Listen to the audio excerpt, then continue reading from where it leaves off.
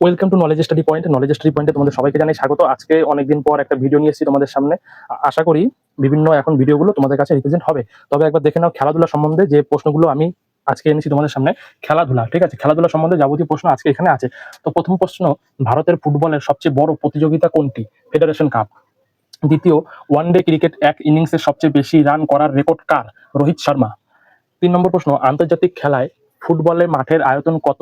110 metre দৈর্ঘ্য, 70 metre প্রস্থ। Next, গোল পোস্টের উচ্চতা কত? 8 ফুট। ফুটবল খেলায় মাঠের গোল পোস্টের দুটির মধ্যে দূরত্ব কত? 24 ফুট, মানে এই মাথা থেকে ও মাথা, ঠিক আছে, ডিস্টেন্স। নেক্সট, ফুটবল খেলার মাঠের গোল পোস্টের দুটির মধ্যে দূরত্ব কত? 24 ফুট। নেক্সট, ভারতের ক্রিকেটের আসর অর্থাৎ বোর্ড প্রথম বসে কবে? 1972 খ্রিস্টাব্দে। ক্রিকেটে দুটি উইকেটের মধ্যে দূরত্ব কত? 22 গজ। ক্রিকেটে ব্যাটের ওজন কত? 2 পাউন্ড 3 আউন্স। ক্রিকেটে ব্যাটের কতটা চওড়া হয়? 4.12 ইঞ্চি। নেক্সট, ক্রিকেট বলের ওজন কত? 146 থেকে 149 গ্রাম। তারপরে আছে ক্রিকেট পিচ চওড়া কত হয়? 10 ফুট। বোলিং পিচের দৈর্ঘ্য কত? 8 ফুট 8 ইঞ্চি। ভলিবল খেলা আবিষ্কৃত হয়েছিল কোথায়? মার্কিন যুক্তরাষ্ট্রে।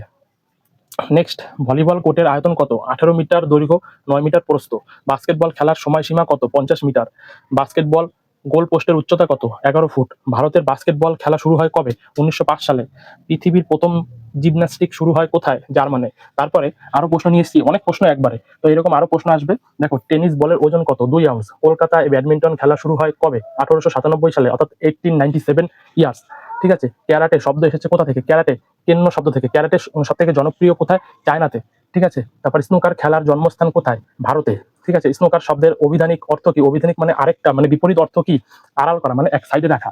তারপর জুডো খেলার জনক হিসেবে জাপান স্বীকৃতি লাভ করেছিল কবে? 1951 সালে। তো এই ছিল আজকে প্রশ্ন। থ্যাংকস ফর ওয়াচিং, ধন্যবাদ। ভিডিওটি শেয়ার করবেন সবার মাঝে, লাইক করে দেবেন, শেয়ার করে দেবেন, এবং এইরকম নিত্য নতুন আরো ভিডিও পেতে যারা আমার ইউটিউব চ্যানেলটি সাবস্ক্রাইব করেননি তারা এখনই সাবস্ক্রাইব করে দিন আরো নিত্য নতুন ভিডিও পেতে। থ্যাংকস ফর ওয়াচিং, ধন্যবাদ।